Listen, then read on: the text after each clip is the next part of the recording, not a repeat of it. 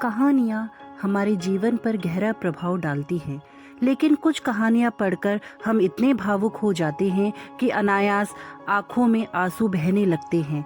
वह कहानियाँ हमारे मन को छू जाती हैं, मानो हमारी संवेदनाएं जागृत हो गई हैं। ऐसी ही एक कहानी है।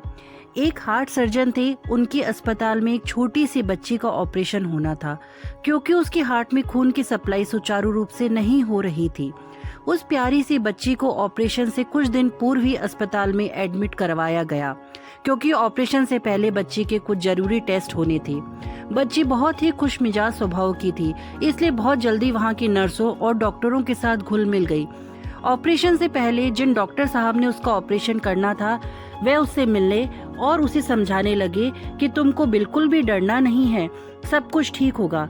बच्ची ने उत्तर दिया कि डॉक्टर अंकल, मुझे बिल्कुल डर नहीं लग रहा, क्योंकि मेरी माँ कहती है बच्चों के दिल में भगवान रहते हैं। मेरी माँ प्रतिदिन मेरे लिए प्रार्थना करती है और मुझसे भी करवाती है। मुझे ईश्वर पर विश्वास है, लेकिन जब आप मेरा ऑपरेशन करें तो देखना कि ईश्वर कैसे दिखते हैं, फिर आप मुझे बताना। बच्ची की प्यारी प्यारी बातें सुनकर डॉक्टर साहब मुस्कुराकर चले गए। ऑपरेशन करते समय हार्ट सर्जन ने देखा कि बच्ची के दिल में तो खून बिल्कुल नहीं है, उसे बचा पाना मुश्किल है। डॉक्टर साहब को तभी बच्ची की कही हुई बात याद आ गई, आप मेरे दिल में देखना ईश्वर कैसे दिखते हैं। उस दिन डॉक्टर ने अपनी अश्रुपूर्ण आंखों से बच्ची के लिए प्रार्थना की, प्रभु अब आप ही कुछ कर सकते हैं, उस बच्ची का आप पर अटूट विश्वास है। तभी उनके साथी डॉक्टर ने उन्हें कोहनी मारकर इशारा किया। अचानक से बच्ची के दिल में खून का प्रवाह शुरू हो गया और बच्ची का ऑपरेशन कामयाब हो गया।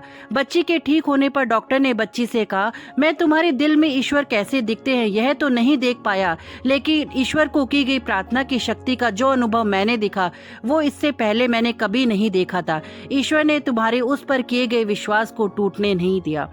तो ऐसे हैं हमारे ईश्वर, हमारे भगवान, जो अपने भक्तों का विश्वास कभी टूटने नहीं देते, और ऐसे लाखों करोड़ों लोगों की जान हमारे ईश्वर ने उनकी भक्ति को स्वीकार करते हुए बचाई है। धन्यवाद।